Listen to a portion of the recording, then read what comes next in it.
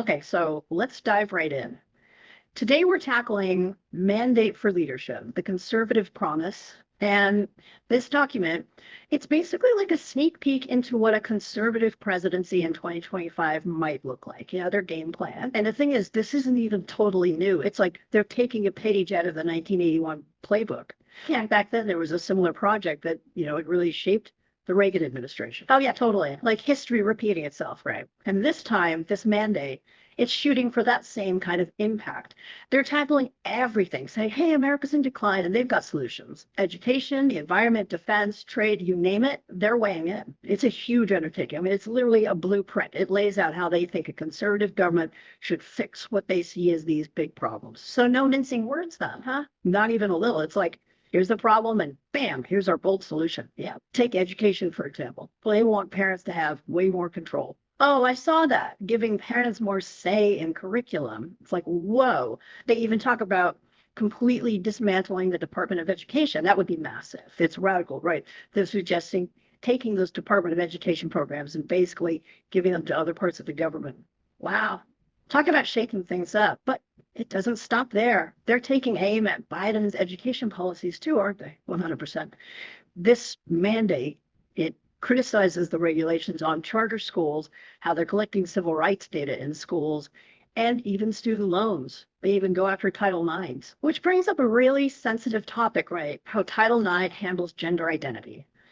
This document, it doesn't hold back on their issues with the current administration. Yeah, they're straight up critical of including sexual orientation and gender identity in the definition of sex in Title IX. They're saying it steps on parental rights, and they even imply it could put women at risk. Definitely a hot button issue if I've ever seen one, for sure. And just to be clear, we're here to lay out what's in this document, not to pick sides. We're just presenting what it says. Right. We're all about exploring these different points of view, giving you the whole picture. Exactly. So besides Title IX, they also get into school choice using DC, military families, and schools on tribal lands as their examples. It's like they're saying, look, this works. Why not do this everywhere, basically? More school choice, no matter where you live, leads to better results for students. At least that's their argument. But education is just the tip of the iceberg. What really blew me away was how they want to restructure the whole federal government. They practically put every single agency under a microscope. Seriously. We talk about education, but this thing digs into everything. Homeland Security, the Department of Energy. It's all about giving power back to the states. That's their big thing. And making the federal government a lot smaller, too. Absolutely. Yeah. Their argument is that it's just gotten too big, too inefficient. They want agencies to go back to basics, focus on what they were designed to do. So, like, big changes for the EPA, right? They want to slash their budget and take away some of their power, big time. They think the EPA has become too powerful and out of touch. They're calling for a major cut in their authority and their budget. It would obviously have huge effects on environmental policy, but the mandate says that this change is what we need for economic growth. And it's not just them, right? The Department of Energy, too. They have a lot to say about how they should be doing things, especially pulling back from all those applied energy programs. It's like they're taking a scalpel to anything that looks like the government's doing too much. That's a great way to put it. They want the Department of Energy to go back to basics, focus on research, the fundamentals of science. They're saying less about developing specific energy technologies and more about just pure science, which of course lines up perfectly with their whole free market approach. But what about the Department of Homeland Security? They don't hold back on that one either. Nope. The mandate dives deep into DHS. They even suggest shrinking it down significantly, maybe even getting rid of it entirely. Whoa. Now that's a bold move. What's their reasoning there? They're saying DHS has become this big bloated thing that's not really working. They point to things like FEMA being in debt and what they call the Coast Guard doing too much. Their argument is that it needs a complete overhaul. So it's not even just about changing policies at this point. They're talking about completely reimagining these agencies from the ground up. Exactly. They even get into the nitty-gritty details. They talk about how to change how they manage personnel, allocate their budget, and even handle regulations. It's like they're handing a conservative president a step-by-step guide on, here's how you run the country. It's true. They give very specific recommendations for executive orders, budget cuts, rolling back regulations, even who to appoint. If a president actually did all this, you'd see a massive shift in Washington. That would be something to see. It would totally change who has the power, that's for sure. and the effects would be felt everywhere. Talk about a political earthquake. And speaking of shaking things up, this mandate, they really get into the weeds on personnel too. It's pretty interesting. Oh, yeah, they make it crystal clear. Staffing, it's not just an afterthought. It's like if you want this conservative agenda to actually work, you got to have the right people in place. And not just like the big name cabinet positions either. Right. It goes way deeper than that. They're talking about every level of government. They want people who are on board with all this at every single level. It's about building like a whole pipeline of like-minded folks. So basically, we could be talking about a completely different federal workforce. Potentially, yeah. They're laser focused on making sure the people actually putting these policies into action are, fully on board. They even thought about the specific traits they're looking for in these new leaders, which is interesting. Okay, so spill the tea. What kind of traits are we talking about here? Well, I mean, the obvious stuff. Experience, a good track record, integrity. Yeah, but then they go a step further. They really emphasize a strong commitment to, core conservative values, smaller government, free markets, individual liberty, the whole 9 yards. They're basically saying, look, we need people who don't just talk the talk, they got to walk the walk too. It's very strategic. Like they know that even with good policies, the wrong people can completely mess it up. Totally. Okay, switching gears a bit here. Let's dig into a topic that's like a recurring theme, international trade. Right. Because in their view, trade is a big part of, making America stronger again. It's huge. They argue that for too long, the U.S. has been getting the short end of the stick in these trade deals, especially with China. They are not fans of those huge multilateral agreements like the WTO. They think those deals have really put American businesses at a disadvantage. So what's the solution then? If they don't like those big agreements, what do they want to see instead? They want to see America being way more assertive in trade negotiations. They're all about those one-on-one deals, the bilateral agreements, because they think those will get the U.S. better terms. It's definitely different from the whole globalist approach we've been seeing for a while now. It's like America first when it comes to trade. 100%. They want to go back to what they see as fair and equal trade practices, and they're not afraid to use tariffs to get there, which, of course, is going to ruffle some feathers. I mean, there's a whole debate about how effective tariffs actually are. For sure, it's controversial. Some economists will tell you that tariffs end up hurting consumers more than anyone else. But the authors of this mandate, they're convinced that tariffs are absolutely essential for protecting American jobs, protecting American industries from, what they see as unfair competition. They see it as like a necessary evil, a way to even the playing field. It's a very different way of looking at trade than we've seen lately. Now, on the topic of trade, there's this one agreement they talk about, the CPAT-TPP. Yeah, the CPAT-TPP. That stands for Comprehensive and Progressive Agreement for Trans-Pacific Partnership, by the way. It's a big deal to them. So this is that trade agreement with 11 countries all around the Pacific Rim. And remember, the U.S., they were part of the negotiations at first, but then Trump, he pulled us out. Right. And there's been all this back and forth about whether it'd even be a good idea for the U.S. to rejoin. Exactly. And the mandate, they're saying, look, rejoining the CPAT-TPP, it's crucial. They see it as a way to push back against China's influence, especially in that region. And it's not even just about the economics of it all for them. It's strategic geopolitical, So they're basically saying trade can be a tool to strengthen alliances and counterbalance China's power. Exactly. A strong U.S. presence in the Pacific Rim, especially economically, it's essential for keeping things stable and safe in that part of the world. At least that's their thinking. And the CPTPP is a big part of that. Interesting strategy, using trade as a bargaining chip in this much larger game. It makes you wonder how other countries would react to a move like that. Right. It would definitely be a bold move, for sure, like a complete 180 on U.S. trade policy. But let's shift gears again, talk about another major theme that underpins this whole mandate, fiscal responsibility. Okay, now we're getting into classic conservative territory, right?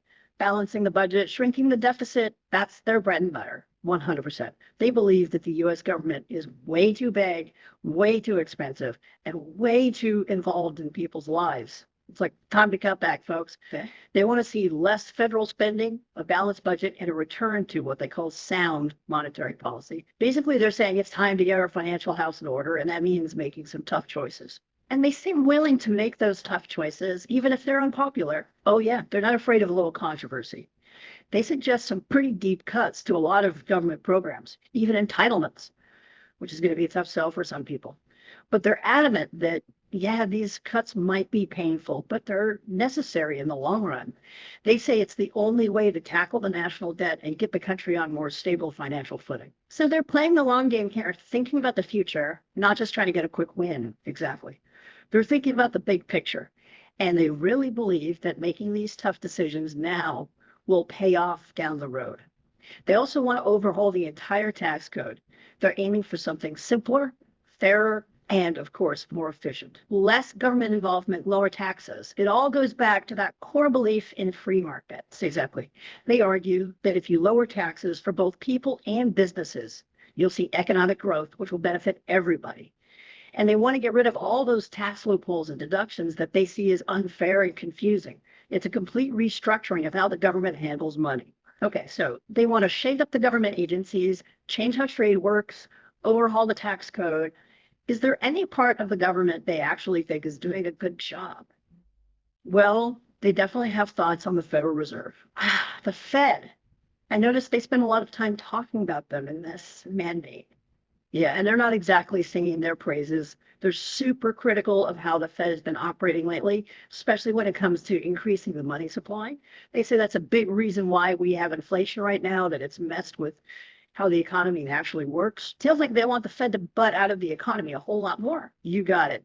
They want to go back to what they call sound monetary policy, which means focusing on keeping prices stable. And they have ideas on how to do that too, limiting how much the Fed can expand the money supply, making them be way more transparent about what they're doing. They want the Fed to be held accountable. They even float the idea of just getting rid of the Fed altogether. Whoa, hold on. Abolishing the Federal Reserve? I mean, can you imagine the economic chaos that would cause? It would be huge, no doubt about it. It just goes to show how serious they are about completely changing the way things work in the financial world. This mandate does not mess around. But let's talk about another agency that plays a big part in the economy, the Small Business Administration, or the SBA. What do they have to say about them? The SBA is interesting because their stance is kind of a mixed bag. They're not saying get rid of it. They get that small businesses are super important. They're like the backbone of the economy. And they're on board with the SBA's main mission, which is to help small businesses thrive. But, and this is a big but, they're worried about what they call mission creep. Mission creep. Oh, break that down for me. What does that even mean? So basically, they're saying the SBA has strayed from its original purpose. Instead of just leveling the playing fields for everyone, it's gotten too involved in picking winners and losers. Yeah. They argue that messes up the market and can even stifle innovation. So it's not about ditching the SBA entirely. It's about like hitting the reset button and getting them back to their roots. Exactly. They want the SBA to be more efficient, more true to its original purpose, less about handouts, more about empowerment. They propose a bunch of reforms, streamline the mission, cut the budget, maybe even get rid of some programs they see as ineffective or redundant. It all comes back to free markets, limited government intervention. It's a tough balance, right? Supporting small businesses, but also like sticking to your free market guns. Okay, zooming out a bit here, looking at the bigger picture, it's clear that free markets are kind of their guiding principle. Absolutely. They fundamentally believe that the government should just stay out of the economy as much as possible. Less regulation, lower taxes, sound monetary policy. That's their recipe. They think that's how you unlock the true potential of the American economy and create prosperity for everyone. It's a classic conservative argument, but they're not just all about the economy, right? They seem to care about social issues too. Oh, yeah, they do. They believe a strong economy and a strong society, they go hand in hand. And they're big on promoting policies that support families, communities, and what they call traditional values. They see those things as all connected, essential for creating a society that's both prosperous and, in their view, morally sound. So it's not just about dollars and cents, it's about shaping a certain kind of society, a holistic vision. Would you say that's accurate? Definitely. And it's a vision that's going to resonate with a lot of conservatives, no doubt about it. Speaking of resonating with conservatives, what about their stance on those independent regulatory agencies? They seem to have some strong feelings there. Oh boy, do they ever. This is where things get really interesting and honestly pretty controversial. They're not fans of these independent agencies, not one bit. You know, these agencies that operate outside the whole executive branch structure. Right, like they don't answer directly to the president, which has always been kind of a sticking point. Yeah. What are some examples of these agencies again, just to refresh our memory? Sure. So you've got the Federal Communications Commission, the FCC, they regulate all the communication stuff. The Federal Trade Commission, the FTC, they handle antitrust laws and consumer protection. And then there's the Securities and Exchange Commission, the SEC, they oversee the stock market. Big players for sure. Okay, so what's the mandate's beef with them then? Why don't they like these independent agencies? They basically think they've become too powerful and unaccountable. They don't like that the president, who's elected by the people, right, can't just directly tell these agencies what to do. They see that lack of direct control as undermining democracy and putting too much power in the hands of unelected officials, the bureaucrats. Okay, so what's their solution? What do they want to do about it? Well, they have some pretty radical ideas. One option is to bring them under the executive branch, make them answer directly to the president. But then they go even further. They even suggest just getting rid of them completely. Wow. Now that is a power move. Talk about a shakeup in Washington. That would completely change how the government works. Totally. It all circles back to that core belief. Yeah. Limited government. They really see these agencies as examples of bureaucratic overreach. Now, whether or not that kind of change is even possible, politically speaking, that's another story altogether. I bet there'll be a lot of pushback on that one. There are a lot of people who believe those independent agencies are really important. It's an interesting debate for sure. It really is. And it gets at the heart of a tension that's always existed in American government. How much power should the president have versus these independent bodies?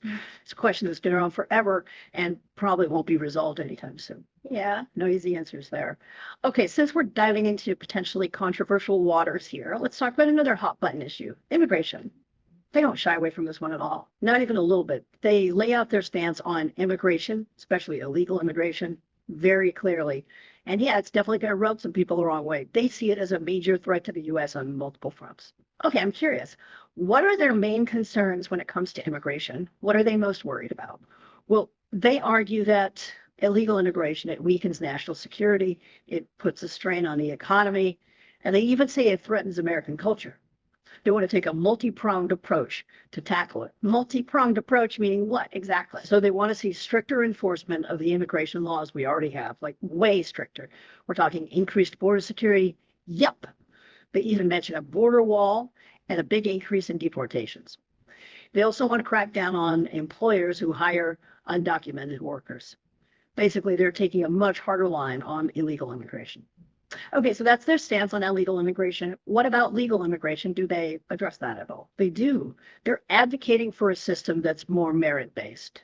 So instead of prioritizing family connections, they want to focus on immigrants who have specific skills and education that the U.S. needs. They argue that this would be better for the U.S. economy and for American workers. So instead of coming here to be with your family, it's more like, what can you contribute to the U.S.? Exactly. It's about attracting those highly skilled individuals who can, in their view, contribute to the economy and create jobs. It's a completely different way of thinking about immigration than what we have now, for sure. It would be a massive change. And I'm sure it would be really controversial, too. There are a lot of people who believe that family reunification should be a top priority when it comes to immigration. It's a complex issue, no doubt about it, totally. And it's an issue that always seems to ignite really passionate debate. But let's shift our focus a bit to some other issues they address head on. Social issues. Right. Because from what I read, they have pretty traditional views when it comes to social matters. Yeah, they're very clear about that. They're all about traditional values, and they want the government to actively support those values, things like strengthening families, communities, and faith-based initiatives. And they're just as clear about what they're against, too, right? Absolutely. They're firmly against abortion, same-sex marriage, and any policies they see as undermining those traditional values, anything that they think weakens the moral fabric of the country. Okay, so how do they propose to make this social agenda a reality? What kind of concrete measures are they suggesting? Well, they have a whole list of things they want to do. They talk about defunding Planned Parenthood, appointing judges who share their views to the courts, passing laws that protect what they call religious liberty, especially for those who oppose abortion or same-sex marriage. So yeah, definitely a very socially conservative vision for America, a vision that really puts those specific values front and center. But, as we're wrapping up this deep dive into the mandate for leadership, it's clear that it's more than just a list of policies they want to enact. It's a whole philosophy, don't you think? Totally. It's like their big conservative manifesto and a rallying cry, too. They're trying to fire up other conservatives, saying, hey, it's time to get back to these core beliefs, reclaim what we stand for. Like they're throwing down the gauntlet saying, this is what we believe, so let's fight for it. Exactly. And they even provide a step-by-step guide on how to do that. One thing that really struck me, and it's throughout the entire mandate, is this huge emphasis on individual liberty. Yeah, they keep coming back to that over and over again. It's like the foundation for everything else, totally. They truly believe that individual liberty, it's not just a nice idea, it's essential if you want a successful and fair society. Less government meddling in people's lives, more freedom to make your own choices. That's what they're all about. And that belief plays directly into their economic policies too, right? Like we've been talking about, they're all about free markets, minimal government intervention. They see economic freedom as going hand in hand with individual liberty. But it doesn't stop there. This idea of personal freedom, it also shapes their views on social issues, which is interesting. So even though they're advocating for like traditional values, they're also saying people should still be free to make their own choices within that framework. Exactly. Personal responsibility, limited government. Those are biggies for them, even when it comes to stuff like social issues. It's about finding that middle ground. How do you promote your values without stepping on people's freedom? A delicate balance for sure. Now, another big theme we keep seeing is this whole idea of limited government. It's like they see the growth of the federal government, especially lately, as a bad thing. 100%. They're convinced the federal government has just gotten way too big for its britches. Too much power, too much money, too involved in everything. Their solution is pretty simple. Shrink it down, make it leaner, more efficient, get it back to focusing on what they see as the essentials. And what do they consider essential? What should the government be focusing on in their view? The basics, national defense, law and order, protecting individual rights, the non-negotiables. They want to drastically reduce the government's role in pretty much every other area, give that power back to the states, and ultimately back to the people. So it's about shifting the balance of power, pushing it away from Washington and back towards individual states. Exactly. They believe that approach is better for the economy, better for individual freedom, and better for society as a whole. They see big government as this threat to all of that. And that's why they're so gung-ho about cutting spending, lowering taxes, and getting rid of all those regulations they see as holding people back. Definitely a consistent thread through all of this. Empowering individuals and states, not a big centralized federal government.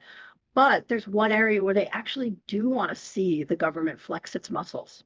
National defense. Oh, yeah, they're definitely not shy about that. They believe that America needs to project strength on the world stage. And that means a powerful military. No two ways about it. And they don't sugarcoat the threats they see facing the U.S. either. Nope. Terrorism, cyber attacks, China's growing influence. They lay it all out there. They see these as serious challenges to America's safety and prosperity. And they're saying we can't just sit back and hope for the best.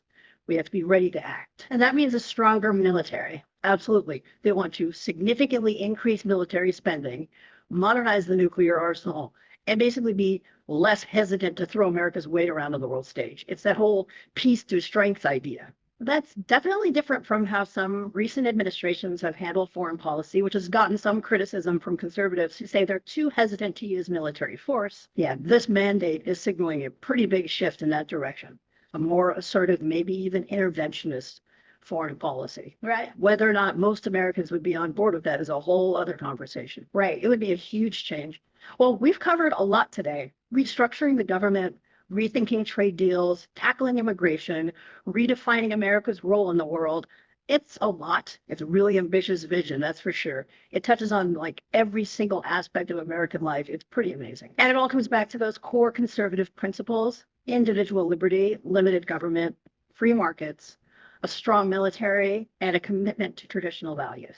Those are the pillars for sure. Their vision for America rests on those ideas. So as we wrap things up here, I have to ask, what's your big takeaway from all of this? If our listeners only remember one thing from this deep dive into the mandate for leadership, what should it be? I think the biggest takeaway is that this document is meant to be a wake-up call. It's a direct challenge to how things are done now, a call for a fundamental shift in how America is governed, both here at home and on the world stage. It's a bold vision, and it's going to get people talking, that's for sure. Both on the left and the right, 100%. But it also shows that the conservative movement isn't going anywhere. They have a plan, and they're ready to fight for it. Whether or not they'll succeed, well, only time will tell. But this mandate is going to be a big part of the conversation for a while, I think. And that's really what we're all about here, right? Giving you the information you need to understand what's going on, helping you form your own opinions. Exactly. There's so much information out there these days. It's more important than ever to be able to cut through the noise and figure out what really matters. That's the deep dive in a nutshell. Thanks for joining us for this deep dive into the mandate for leadership. We'll see you next time, but until then, keep those brains engaged, keep asking questions, and never stop learning.